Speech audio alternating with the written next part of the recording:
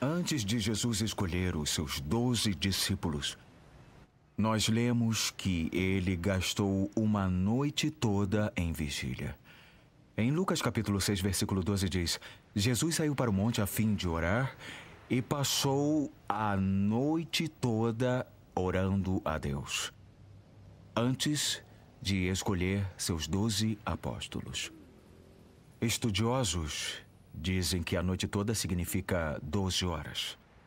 Digamos, ou das 6 horas da tarde às 6 horas da manhã, ou das 7 horas da noite às 7 horas da manhã.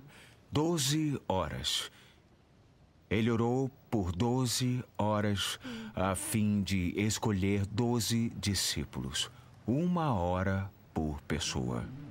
Como eram 12 homens, então ele orou por 12 horas. Não é maravilhoso saber que Jesus possivelmente orou 1 hora por cada homem? Não seria maravilhoso saber se Jesus tivesse orado pessoalmente 1 hora por você ou 1 hora por mim? É fantástico. Então, ele orou por 12 horas. Após ter orado durante 12 horas, digamos às 7 horas da manhã, ele desce do monte, chega à praia do lago da Galileia e, se as escrituras estiverem corretas, ele começa a escolher seus apóstolos. Eu fiquei muito surpreso. Para mim, era como se Jesus só tivesse escolhido os homens ao dar de cara com eles, aleatoriamente. Vocês dois, e 1, 2, 3, vocês 3, e você, e você, e você. Quantos já tenho? 1, 2, 3, 4, 5, 6, 7, 8, 9. Eu preciso de mais 3. Eu quero você, e também quero você, e você. 12. E ali estavam todos. Eu então disse a mim mesmo, não. Eu não posso acreditar que Jesus orou por 12 horas, por 12 homens, e depois os escolheu por ordem de chegada. Por que Jesus orou por 12 horas? O que Jesus orou durante aquelas 12 horas?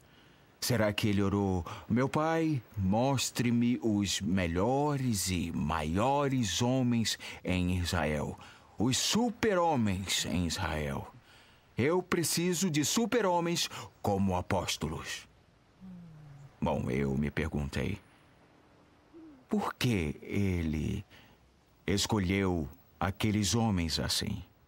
E analisando um pouco mais de perto, eu pensei comigo mesmo, deixe-me dizer, tentando não ser desrespeitoso com Jesus.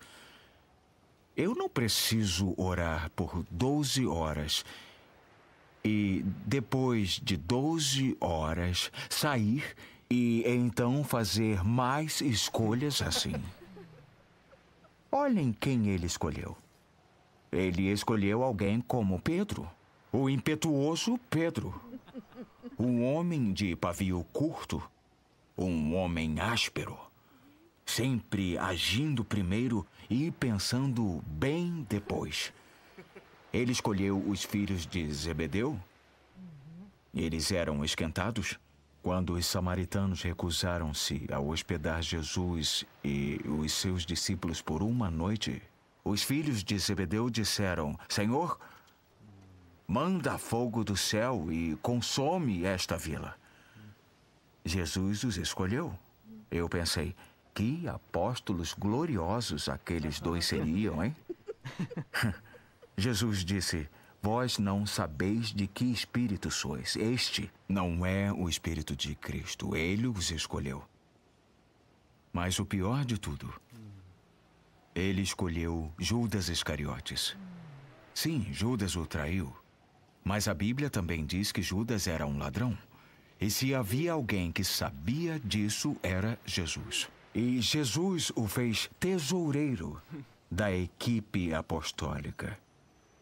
Eu quero aconselhar qualquer pastor a nunca apontar um ladrão como tesoureiro de sua igreja.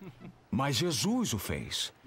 Então, quando percebi que Jesus havia escolhido esses homens, com todas as suas falhas, com todos os seus erros, eu disse: eu não acredito. Que ele orou por 12 horas. Senhor, mostra-me, cadê o super-homem? Porque nenhum deles era um super-homem. Por que será que Jesus orou por 12 horas para escolher pessoas com tantos defeitos? Por que pessoas tão comuns com seus grandes erros? Eu disse: Senhor, por quê? O Senhor escolheu esse povo. Por que o Senhor teve que orar por 12 horas? Então uma coisa aconteceu comigo. Eu tive uma experiência que realmente me abençoou poderosamente. Foi como se o Espírito Santo me tomasse e colocasse naquela montanha onde Jesus orou. Colocou-me bem do lado dele, de modo que pudesse ouvir sua voz. Eu esperava que Jesus orasse pelo melhor para que Deus lhe mostrasse o homem mais notável em Israel. Mas não. Eu escutei algo totalmente diferente. E eu achei que até pudesse escutar Jesus orar. Eu pude até ouvir o que ele orou. E o que ele orou me abalou. Isso foi o que eu ouvi. Jesus orou: meu Pai, o Senhor sabe que eu estou prestes a escolher meus 12 apóstolos. Não me deixe escolher como o mundo o faz. Não me deixe planejar sucesso, assim como os reis deste mundo planejam seu sucesso. Meu Pai, não seja feita a minha, mas a tua vontade. E demorou 12 horas para que Jesus tivesse vitória naquele ponto. Então ele desceu do monte e escolheu só pessoas comuns. Pessoas como eu e pessoas como você. Com todos os nossos erros e com todas as fraquezas, ele ainda nos escolheu. Eu acho que se tivesse sido Jesus, eu não teria ido à praia escolher alguns pescadores ignorantes. Eu acho que teria ido à Universidade de Jerusalém. Eu teria dito aos mestres: façam-me uma lista dos jovens mais admiráveis, mais inteligentes, motivadores de pessoas e grandes oradores. Eu tenho uma grande comissão que precisa chegar até os confins da terra. Me deem o melhor dos jovens que vocês têm aqui na universidade. Jesus não chegou nem perto de uma universidade. Ele escolheu pessoas comuns, só pessoas comuns. Jesus não nos escolheu por causa de nós, mas por causa do que ele faz em nós. E aí está a nossa grande chance. Deus não precisa de super-homens e não precisa de super-mulheres. Eu vou lhes dizer por que ele não escolheu super-homens. Ele não escolheu super-homens porque não havia super-homens em Israel. Não há super-homens nos Estados Unidos. Não há super-homens na Alemanha, ou na Inglaterra, ou na China, ou no Brasil. Existem alguns super-homens em Hollywood, mas são todos de mentira. Jesus só escolhe pessoas comuns. E foi assim que ele escolheu aquelas pessoas ali. Bom, meu pai, ele era um pastor. Eu ouvi o evangelho desde que era pequeno. Esta é a maior herança que eu tenho neste mundo. Quando eu tinha 9 anos, eu recebi Jesus Cristo como meu Salvador. E quando eu tinha 10, só um ano depois, naquela pequena igreja no norte da Alemanha, onde eu cresci, houve um tipo de culto missionário. E, de repente, o Espírito Santo falou em meu coração. E o Senhor disse: Reinhard, quando você crescer, vai pregar o Evangelho na África. Eu fiquei tão maravilhado. Eu pulei. Eu corri à frente e coloquei meus braços em volta do meu pai e eu comecei a chorar. Eu disse: Papai, Deus hoje falou comigo. E meu pai disse: Filho, o que ele disse para você? E eu disse: Ele disse: quando você crescer, vai pregar o Evangelho na África. Meu pai me disse: Reinhard, o seu irmão mais velho será o meu sucessor. Entendeu? Eu não era a escolha do meu pai. O meu pai escolheu o meu irmão mais velho porque ele era o melhor na escola em matemática. E eu era o pior. Mas nesse meio tempo eu descobri que a matemática nunca havia salvo uma vida, mas sim o Evangelho de Jesus Cristo.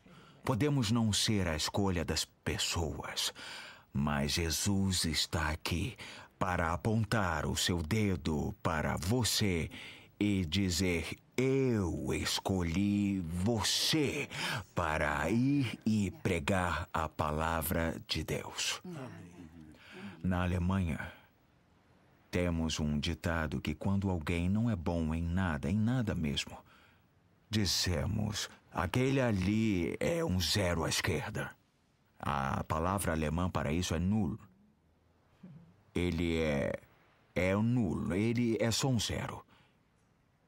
Ele fracassa em suas provas, não consegue achar um emprego ou mantê-lo. Ele é só um zero à esquerda. Bom, tenho que ser honesto com você. Quando Deus me chamou, eu era um zero à esquerda. Só um zero. Mas escute o que aconteceu. Quando Deus me chamou, sendo um zero, eu respondi. Eu fui até Jesus e fiquei ao seu lado. Naquele momento, eu fiz a descoberta da minha vida. Pois ali eu descobri que Jesus é o número 1. E quando eu, como zero, coloquei-me ao seu lado, já éramos 10. Mas algum zero aqui? Venha e fique do meu lado e já seremos 100. Mais algum zero? Então 1000, 10.000, 100.000, 1.000.000, 10 milhões. Eu então percebi: Jesus dá valor a cada zero. Eu não me importo de ser o último zero, porque o último zero é o mais valioso. 100 milhões é mais do que 100. Contanto que o número 1 esteja na frente, Jesus, somos todos altamente valiosos. Porém, remova-o, e de novo não seremos mais do que zeros. É assim que Deus nos chama, como Ele nos escolhe. É o segredo que precisa ser compreendido. Não importa quem você é ou o que você é. Jesus o torna valioso, altamente valioso.